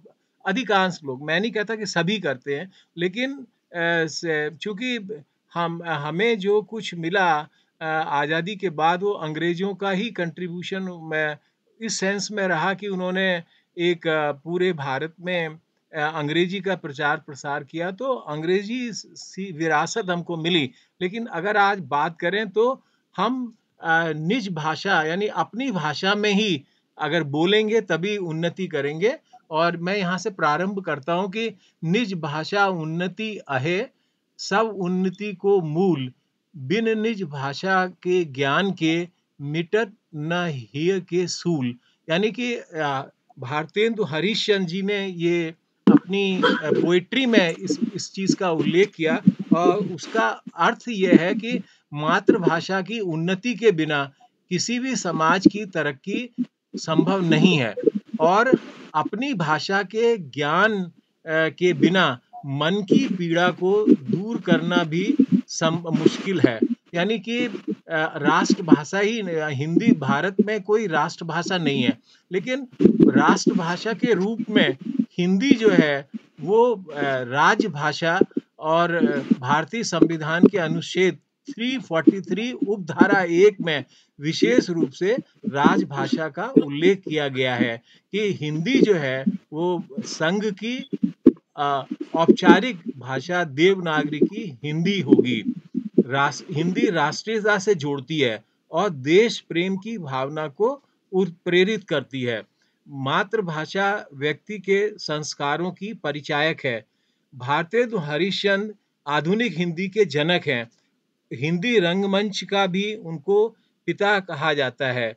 राजभाषा 1953 के राजभाषा के रूप में 1953 से पूरे भारत में प्रतिवर्ष 14 सितंबर को हिंदी दिवस मनाया जाता है। तो आज जो है, जैसा कि दिलीप जी ने भी कहा, दिलीप कुमार साहब राष्ट्रीय और अंतर्राष्ट्रीय ख्यातिपात व्यक्ति हैं, और मैं दिलीप जी से रांची में ही मिला था जब आप वहाँ पे डिजास्टर मैनेजमेंट सेंटर के हेड के रूप में कार्य कर रहे थे। तो जब अंतरराष्ट्रीय स्तर पे हम दिलीप सर हिंदी का प्रयोग करते हैं तो नेचुरली एक देश प्रेम, हिंदी के प्रति प्रेम और राष्ट्र के प्रति प्रेम का द्योतक है। बहुत अच्छी बात दिलीप जी ने कही। और यहाँ पे एक बात और उल्लेख करना चाहूँगा कि हिंदी जो है बिहार, हरियाणा, झारखंड, मध्य प्रदेश, राजस्थान, उत्तराखंड, उत्तर प्रदेश में एक एक आधिकारिक भाषा है। और देखिए कितना अच्छा मतलब एक संदेश जाता है जब हिंदी बेल्ट के लोग आपस में एक दूसरे से मिलते हैं, किस प्रकार एक दूसरे को बांधते हैं, किस प्रकार अपने इमोशंस को व्यक्त करते हैं। और आज जो है हिंदी जो है पूरे भारत में फैल चुकी है, और अब इसके प्रचार और प्रसार की और इसको करने की आवश्यकता है, ताकि एक दिन हिंदी राष्ट्रभाषा के रूप में विकसित होगी। वास्तव में मातृभाषा अभिव्यक्ति या संचार का ही माध्यम नहीं है, बल्कि हमारी संस्कृति और संस्कारों की संवाहिका भी है। मातृभाषा में ही व्यक्ति ज्ञान को उसके आदेश रूप में आत्मसात कर पाता है। भाषा से ही सभ्यता और संस्कृति पुष्प पल्लवित और सुवासित होती है। आधुनिक भारत में अगर हम ये कहें, हिंदी सभी को जोड़ती है। और आज मैंने देखा कि मणिपुर से जो हमारी बहन आई थी, उन्होंने किस प्रकार से हिंदी का स्पष्ट उच्चारण किया, और वो बड़ा मुश्किल होता है। इवन मैं उत्तर प्रदेश में हूँ, उतनी सही तरीके से हिंदी बोलना मैं खुद भी कठिन पाता हूँ। तो ये जब भी संभव है जब आज हिंदी का जो प्रेम है वो सभी भारतीयों में आ गया है। और आज जो राम मोहन जी ने प्रारंभ किया जो हिंदी राजभाषा के रूप में, निश्चय ही ये आज का सर का भाषण, आज के सर ने जो ज्ञान दिया है वो सभी के लिए उपयोगी है। और विशेष तौर पे इस जो कंपटीशन की तैयारी कर रहे हैं वो युवा, उनके सामने भी एक प्रश्न आता है। कभी-कभी उनको परीक्षा में ये प्रश्न के रूप में मिलता है कि किस प्रकार कौन सी भाषा भारत में सबको जोड़ सकती है, या हिंदी का क्या स्वरूप है, हिंदी के प्रचार प्रसार से क्या होगा। निश्चय ही आज की वार्ता राम मोहन सर की बड़ी उपयोगी रही। सर को मैं अपनी ओर से बहुत धन्यवाद देता हूँ। सर, मेरे साथ कुछ और भी युवा बैठे हैं, उनको भी आपके जो आज आपने अपना लेक्चर का प्रारंभ किया, निश्चय ही उनके लिए वो कह रहे हैं बड़ा उपयोगी है। तो सर, आप इसी प्रकार से आते रहें। और आपकी जो विशेषता है वो आपने भारत में ही नहीं सर, बल्कि विदेशों में इतना भ्रमण किया है। आपका जो अनुभव है और आपके द्वारा जो ज्ञान का प्रचार प्रसार किया जा रहा है हमारे इस ग्रुप से, वो हम सभी के लिए बहुत बहुत उपयोगी है। और अमिताभ जी, मैं आपको बहुत बधाई देता हूं कि आप सर को लाते हैं, सर से रिक्वेस्ट करते हैं। और इस प्रकार अन्य भी वक्ता हैं जिनके भाषण से निश्चय ही सुनने वालों को फायदा होता है। थैंक यू राम मोहन साहब, थैंक यू अमिताभ जी, और सभी को प्रणाम और नमस्कार। Thank you. एक छोटी सी चीज मैं कहना चाहूंगा। जब मैंने शुरू में इंट्रोड्यूस किया था सब्जेक्ट को, तो मैंने ये नहीं कहा था कि अंग्रेजी, हम लोग अंग्रेज हो गए। हमने कहा कि इंग्लिश कम्युनिकेटिव लैंग्वेज हो गई हम लोग। जी सर। एक सीक्रेट में बतलाता हूँ, फॉरेन सर्विस में है आजकल 1985-86 के बाद, जैसे यूनाइटेड नेशंस में कभी कभी आपने देखा होगा कि डिस्कशन होता है तो स्पीच लोग अंग्रेजी में देते हैं। तो हमारा दो लैंग्वेज होता है, एक इंटर लैंग्वेज और एक इंट्रा लैंग्वेज। इंटर लैंग्वेज जो हमारे बाहर विदेश में अंग्रेजी है, लेकिन दूसरों से हम कम्युनिकेट करेंगे इंग्लिश में। जी सर, जी सर। स्पेशली व्हेन कुछ कहना हो, कन्वे करना हो। लेकिन आपस में जो बात करेंगे उसी कॉन्फ्रेंस में, वो must has to be Hindi. ये तो 86 में डायरेक्टिव आया था कि उसको हिंदी, आपको intra language United Nations multiple जो बड़े बड़े ग्रुप्स में या कॉन्फ्रेंसेस में, तो हिंदी 1986-87 से हर फॉरेन सर्विस वाले को, जो चाहे साउथ इंडिया का हो या कहीं का भी हो, नॉर्थ ईस्ट का भी हो, हिंदी उसको कंपलसरी बना दिया गया। उनको हिंदी एग्जाम पास करना पड़ता था। ये स्टैंडर्ड प्रैक्टिस था कि बड़े कॉन्फ्रेंस में एक इंडियन डिप्लोमेट दूसरे इंडियन डिप्लोमेट से सिर्फ हिंदी में बात करेगा। ये तो एक्सेप्ट हो गया एक तरह से। Hindi is our national language. बस इतना ही कहना था, छोटी सी बात थी। Thank you sir. मैं सर, जैसे आईएएस वगैरह हैं, वो सिलेक्शन उनका यूपीएससी से होता है, फिर वो अपने स्टेट में जाते हैं और उनको स्टेट की जो लैंग्वेज है, वहाँ की ऑफिशियल लैंग्वेज, उसमें निपुण होना आवश्यक है। उसको पेपर भी वो पास करते हैं ताकि वो अपने कार्य को, जिस स्टेट में वो उनका कार्डर है, उसमें अच्छी प्रकार से आप एक एडमिनिस्ट्रेटर के रूप में निखर सकें। तो इंडियन फॉरेन सर्विस में किस भाषा पे जोर दिया जाता है? क्या जैसा कि आपने अभी कहा, हिंदी क्या कोई पेपर वगैरह भी उनको क्वालिफाई करना पड़ता है, क्या है ऐसा? जी, हिंदी का एग्जामिनेशन पास करना पड़ता है। मैट्रिक लेवल का होता है या हायर सेकेंडरी लेवल का होता है। जो हिंदी पढ़े हुए हैं उनको एक बार इम्तहान देना पड़ता है। लेकिन दूसरे लोग जो हैं, जो साउथ इंडिया से आते हैं या वेस्ट इंडिया से भी आते हैं या पंजाब और कश्मीर या बंगाल और नॉर्थ ईस्ट से आते हैं, उनको हर 10 साल में एक बार हिंदी का इम्तहान देना पड़ता है। अच्छा, ये सिर्फ फॉरेन सर्विस में। आईएएस में अंग्रेजी है जी, हिंदी है और एक लोकल लैंग्वेज है। अच्छा।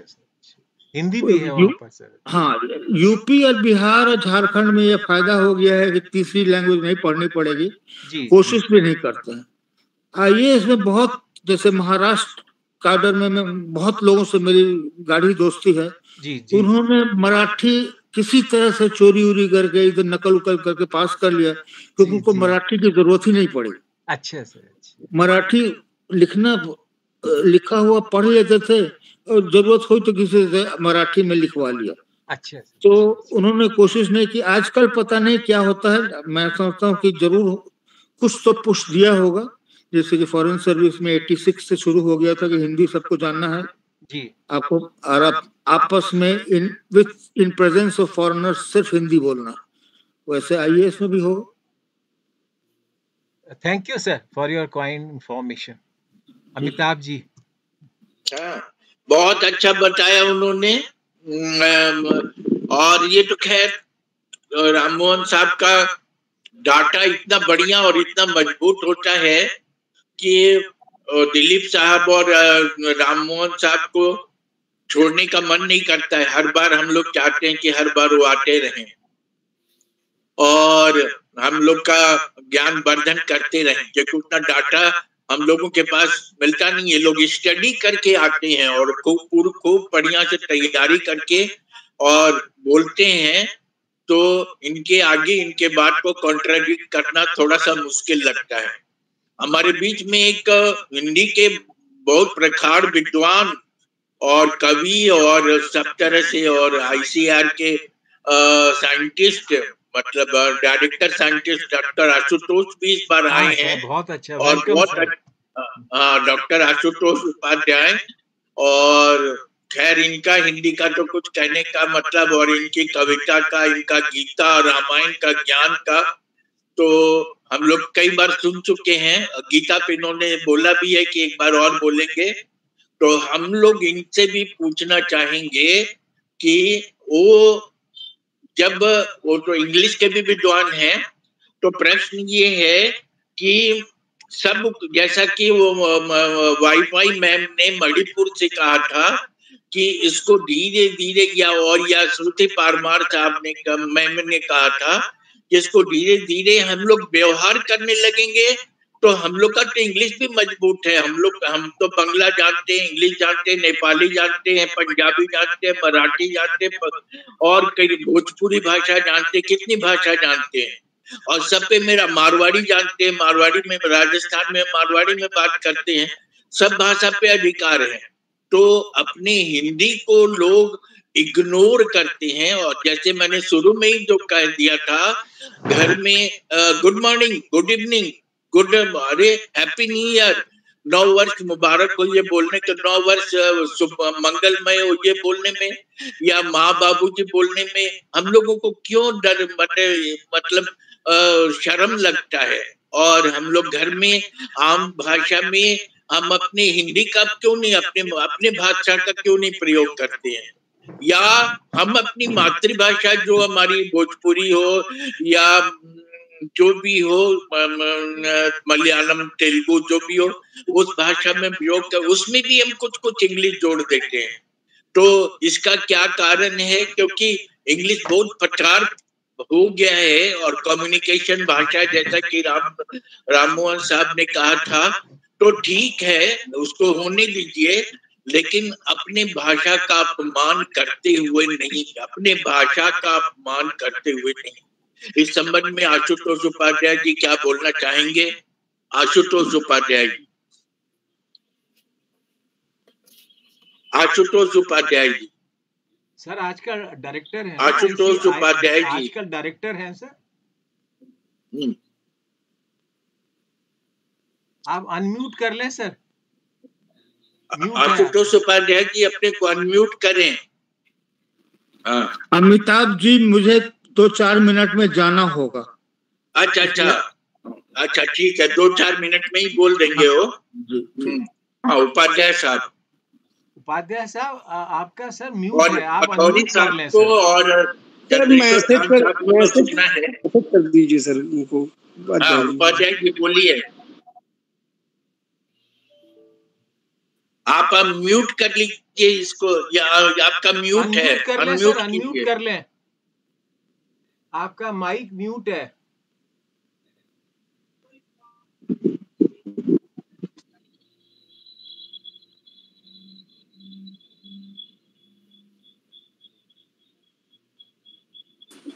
शायद उन तक आवाज नहीं पहुंच पा रही है सर। हाँ सर, अब आवाज आ रही है? अब आ रही है। आ गई। Okay, thank you. आप सभी लोगों को मैं सुन रहा था, मुझको बहुत अच्छा लगा कि सभी लोग इस अपनी वो रखते हैं कि हिंदी को अपने समाज में उन्नतिशील होना चाहिए। हम सब लोगों को ये प्रयास करना चाहिए कि हम सब लोग हिंदी में बात करें, हिंदी में अपने विचारों को अभिव्यक्त करें।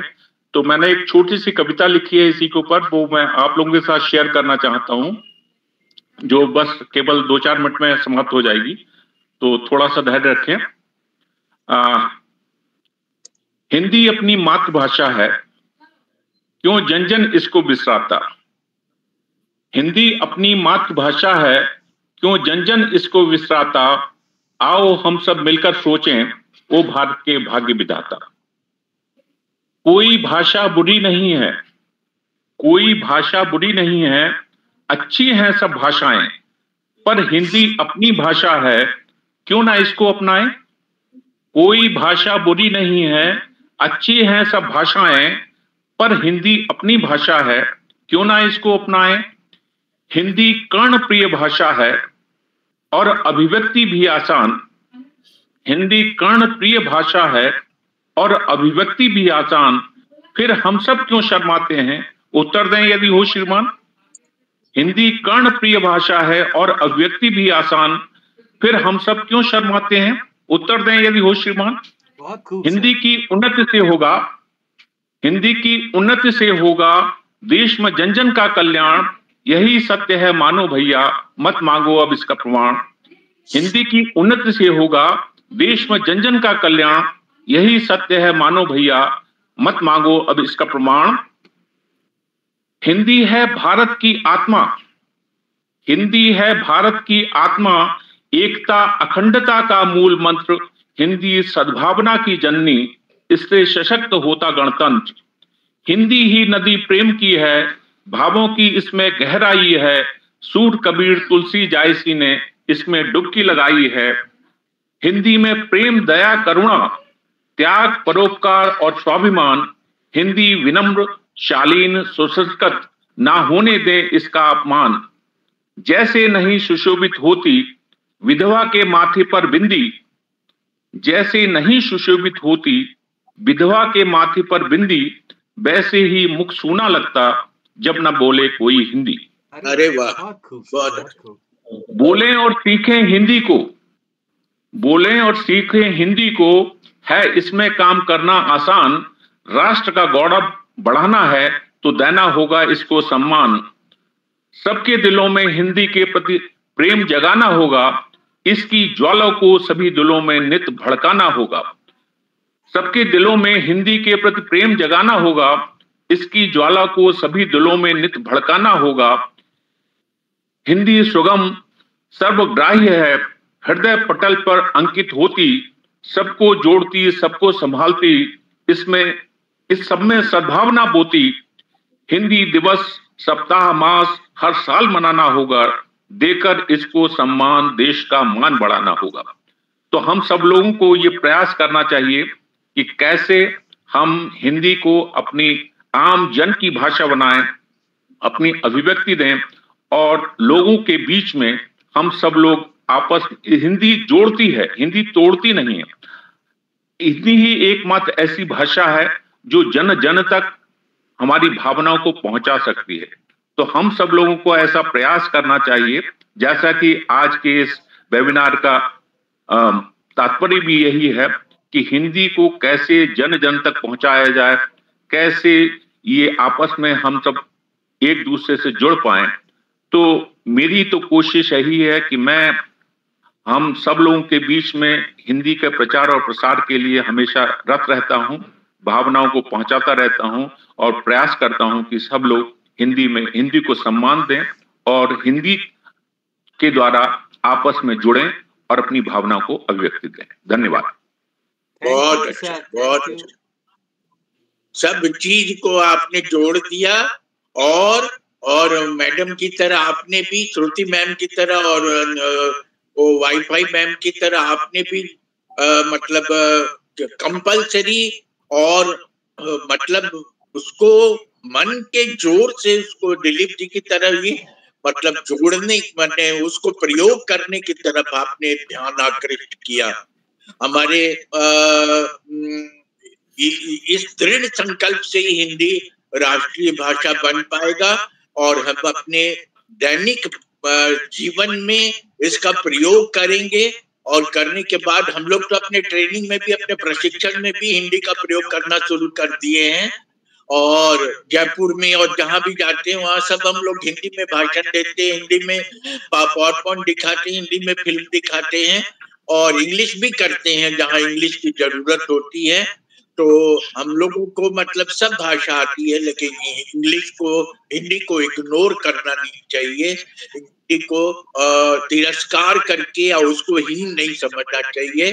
क्योंकि हमारे राम मोहन साहब के पास समय कम है, इसलिए हम चाहेंगे खौरी साहब से समरी और फिर चंद्रेश्वर खान साहब से अमृत बानी सुन ले और ये सुनने के बाद ही, क्योंकि उनके पास समय कम है तो 9:15 बज भी गया है, तो हम आशुतोष उपाध्याय जी को धन्यवाद भी देते हैं और कहते हैं कि गीता पर या रामायण पर हमको एक रविवार का समय जरूर दें और हम उसको सुनना चाहेंगे। और हमने आपकी एक कविता YouTube में सुनी और आपने सूरदास जी के बारे में बहुत अच्छा चित्रण किया है। तो हम चाहेंगे पहले अखौरी साहब से और उसके बाद फिर हम उनसे सुनना चाहेंगे। चंद्रेश्वर खान साहब के बिना तो अधूरा ही रहेगा। अखौरी साहब। बहुत धन्यवाद, बहुत धन्यवाद अमिताभ जी। जितना ज्ञान हुआ है, आश्चर्य है कितनी अज्ञानता थी, मैं कबूल करता हूँ। बहुत बहुत पानी दे बहुत आए हैं एक जो बहुत हाल अनुभव मातृभाषा के माध्यम से साइंस टेक्नोलॉजी में बहुत ही आगे बढ़ने वाला एक देश है ताइवान। ताइवान की जो सेमीकंडक्टर होते हैं दुनिया भर में प्रसिद्ध है, बहुत बहुत प्रसिद्ध है। सबसे बड़ी बात है कि मेरा ख्याल है कि America depend on Taiwan for all scientific activities. हम करेंगे बल्कि पूरी दुनिया सेमीकंडक्टर चिप पर के लिए सिर्फ एक फैक्ट्री पर डिपेंड करती है और ये सेफ्टी कराती है। तो उसके जो चेयरमैन है वो अभी अमेरिका में रहते हैं।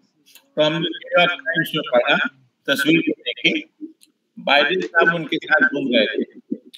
तो आपको मैं ये बताना चाहता हूँ कि एक सेंटेंस भी वो अंग्रेजी ठीक से नहीं बोल पाते थे। टीवी में मैं सुन रहा था, देख रहा था, तो एक सेंटेंस भी वो टूटे अंग्रेजी बोलते थे। और मैं वो पीएचडी के एक्सपेरिमेंट दुनिया में साइंस टेक्नोलॉजी के लिए की इतनी जरूरत है, वो इंडिस्पेंसिबल है। तो अंग्रेजी के बिना हम विज्ञान के रास्ते पे बहुत आगे बढ़ सकते हैं। मदर ही वो मैथ की है जिस रास्ते हम अपने भीतर से जो शक्ति मिलती है सीखने की, वो प्रबल हो जाती है, बहुत प्रबल हो जाती है। और ये हम लोग जो मल्टीलैंग्वेज कंट्री है, थोड़ा मुश्किल तो है, पता नहीं क्या चल रहा है। यहाँ तो सब लोग नॉर्थ इंडिया के लोग हैं, लेकिन साउथ इंडिया के लोग अनफॉर्चुनेटली हम लोग बीच नहीं है।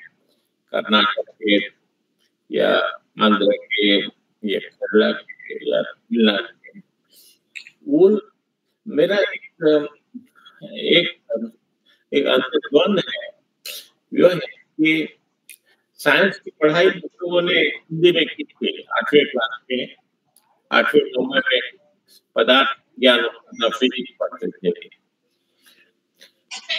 आजकल ट्रेंड जो है वो स्कूलों में भी अंग्रेजी के माध्यम से लोग पढ़ना शुरू कर चुके हैं। मुझे मैं जानना चाहता था कि सरकारें क्या कर रही हैं, क्योंकि साइंस की किताबें, टेक्नोलॉजी की किताबें, उनको ट्रांसलेट तो करना पड़ेगा रीजनल लैंग्वेज में। अगर वो किताबें अपनी मातृभाषा में पढ़ेंगे तो उनको जल्दी समझ में आएगा और बहुत तेजी से बढ़ेंगे। तो इस दिशा में सरकार क्या कर रही है, ये उत्सुकता है जानने की। इसमें कोई शक नहीं है कि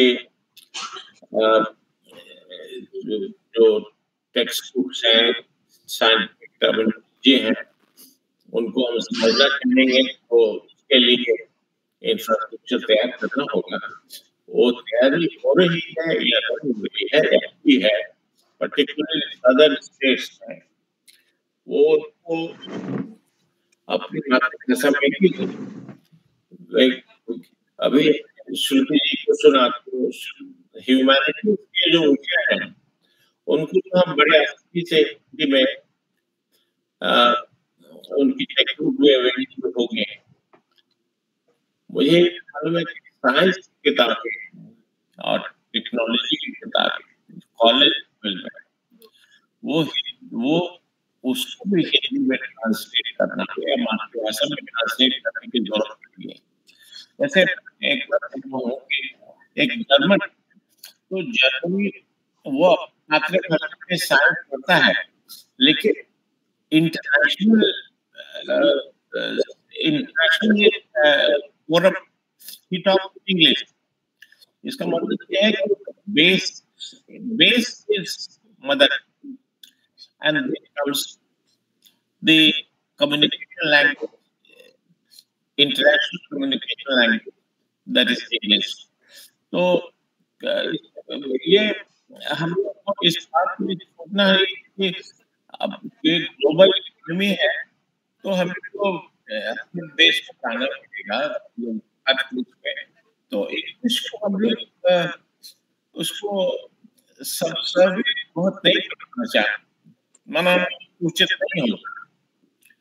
बनाना उचित कम्युनिकेशन लैंग्वेज हिंदी में कोई बात नहीं है, लेकिन स्पेसिफिक एरिया में जो टेक्नोलॉजी, साइंस आगे जमाना है, उसमें तो हमें जी को उसको किसी तरह से उसके महत्व कम करना चाहिए। ऐसा मेरा व्यू है, नहीं है कम ऐसा नहीं। बस इस बात में बस कुछ नहीं। Thank you so much. बहुत अच्छा सर। आप अमेरिका से भी हम लोगों का मनोबल बढ़ा रहे हैं और आप हमेशा आते रहिए, हम लोगों का मनोबल बढ़ाते रहिए। हम लोग अपना वेबिनार चलाते रहें और ज्ञान का करें। और देखिए शुरू में निगेटिव लग रहा था, लेकिन अब इतना पॉजिटिव ये आशुतोष उपाध्याय जी और जोशी जी और इन लोगों ने बोल के और कविता सुना के और इतना सुंदर माहौल बना दिया। वो मैडम और दोनों मैडम और सभी के उससे कि अब ये लगा कि अब ये काम असंभव नहीं है। और जैसे आज का वेबिनार भी इंग्लिश से शुरू होते हम लोगों ने हिंदी में ही करना शुरू कर दिया। तो जिस चीज को हम लोग करने लगते हैं वो हम लोगों का अभ्यास बन जाता है और उसमें हम दक्ष हो जाते हैं और उसको अपनाना मुश्किल नहीं होता है। और ये तो जब अपनी भाषा ही है तो इसको अपने दैनिक जीवन में प्रयोग करने में क्या है, बस इंग्लिश जहाँ पे जरूरत हो, जैसा जनार्दन जी ने कहा, जहाँ जरूरत हो वहां बोलेंगे और जहाँ जरूरत हो अपना मतलब और बाकी सब जगह अपना हिंदी का प्रयोग करेंगे। हम चंद्रेश्वर खान साहब से और ये नागेश जी अगर आज नहीं बोले, देखिए आप माइक उनका ठीक है। नागेश जी का माइक ठीक है, लेकिन वो 1-2 मिनट में ही कुछ बोल दें क्योंकि वो भी बहुत अच्छा बोलते हैं, उनके बोले बिना वो अधूरा रह जाएगा। तो हमारी रिकॉर्डिंग भी होती है तो हमारा ये रिकॉर्ड बहुत सुंदर बन जाएगा।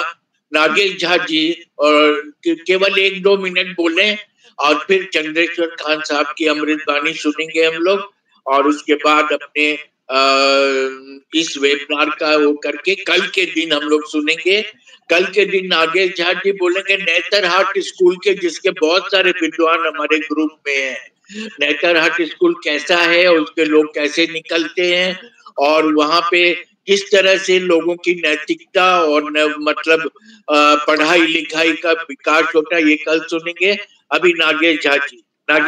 मैं अमिताभ जी, चंद्रेश्वर खान साहब नहीं है, अगर नहीं है तो फिर थैंक्स भी नागेश जी से करा लीजिए। हाँ ठीक है, अच्छा हाँ ठीक है, फिनिशिंग नागेश झा ही कर दें। नागेश झा जी, नागेश झा जी, नागेश झा जी, नागेश झा जी हैं तो अपने टीम में। आवाज नहीं आ रही सर। नागेश जी आपकी वॉइस ऑडिबल नहीं है। उन्होंने लिखा था कि मेरे उनका माइक ठीक हो गया है। अमिताभ जी सर एम प्रसाद साहब का आशीर्वाद लेके समाप्त करिए। हाँ प्रसाद साहब। उमेश जी आपको सर्वोत्तम का शब्द होता है और मैं समझता हूँ कि अमृत वाणी में आप थोड़ा ही कम है अपने चंद्रेश्वर खान जी से, मैं ख्याल की और आपकी वाणी में भी वो अमृत से सराबोर रहता है। तो क्यों नहीं आप भी समाप्त भी करते हैं, समाप्त कर दें। और नहीं सर आप रियली आपको जितना सुना जाए उतना कम है सर। तो हमारी रिक्वेस्ट है कि सभी को आशीर्वाद दें सर, और यही समाप्त मान लिया जाएगा। एम प्रसाद साहब से रिक्वेस्ट है मिलजुल करके एक अच्छी भावना के साथ काम करने का जो हम लोग उदाहरण हम लोग को अवसर में मिल रहा है, तो ये खुद ही प्रेरणात्मक है। हमारे जैसे व्यक्ति को भी यह कितनी प्रेरणा मिलती है आप लोगों से, आप लोगों की बातें सुनकर। और मैं आपको धन्य समझता हूँ और आपको आशीर्वाद देने के लिए तो ईश्वर को प्रार्थना करता हूँ कि आप लोग अपना ज्ञान वर्धन करें और समाज के लिए उपयोगी हो। जो ऐसा लग रहा है कि हम लोगों का भी कुछ हम लोगों का योगदान बढ़ता जा रहा है हिंदी को के प्रचार के लिए। हम लोग ने इतना बातें और खुद ही यह स्वीकार भी किया कि इस तरह की वार्तालाप से हिंदी की प्रयोग अवश्य ये प्रयोग बढ़ेगा। और इसमें कुछ शक नहीं। मैं कभी अलग हो जाता हूँ। एक ग्रुप है जहाँ हुए, उस ग्रुप में एक 3 डॉक्टर है, एक पंजाबी डॉक्टर है, एक दूसरे कर्नाटक के हैं, सिर्फ मलयालम, सिर्फ केरला के नहीं, बाकी सभी सदन स्टेट में। तो हम लोगों का कितना होता है, या मलयालम की है या बहुत अच्छा ग्रुप है, तो हम लोग देखते रहते हैं हर सैटरडे को। आपको आश्चर्य होगा कि 80% हम लोग हिंदी में कहते हैं, 80% आप हिंदी में कहते हैं। तो ये तो मैं देख रहा हूँ कि बाहर के as a language of communication, ये बात ठीक है कि आपस में फैमिली के भीतर आंध्र के लोग हैं तो अपनी भाषा में बात करते हैं, लेकिन अगर नॉर्थ इंडिया है तो बड़े प्रेम से हिंदी में बात करते हैं। तो हिंदी का प्रयोग तो बहुत बढ़ रहा है, कोई शक नहीं है, और भविष्य का उज्जवल काफी दिखता है, बहुत उज्जवल दिखता है। बहुत बहुत धन्यवाद। Thank you very much, sir. Thank you, and we are grateful to you that you have started, or in the beginning you spoke, and at the end we all have your blessings, sir. We are very grateful to you, sir. Thank you. Amitabh ji, अब wind up कर दें। बहुत बहुत प्रणाम, और सभी को चरण स्पर्श, और सभी बुजुर्ग हैं, और हम लोग फिर कल मिलते हैं एक नए सब्जेक्ट के साथ। नागेश झा जी बोलेंगे कल नेतरहाट स्कूल के बारे में, और कल हम फिर मिलेंगे। आज हम लोगों ने नागेश झा जी के वचन को और उसके चंद्रेश्वर खान साहब के अमृत वचन को नहीं सुन पाए, ये हम लोग का दुर्भाग्य है। हम लोग कल सुनेंगे, और धन्यवाद, प्रणाम। Thank you sir, thank you very much. सभी को प्रणाम, धन्यवाद। सभी को प्रणाम, धन्यवाद। प्रणाम, सभी को प्रणाम।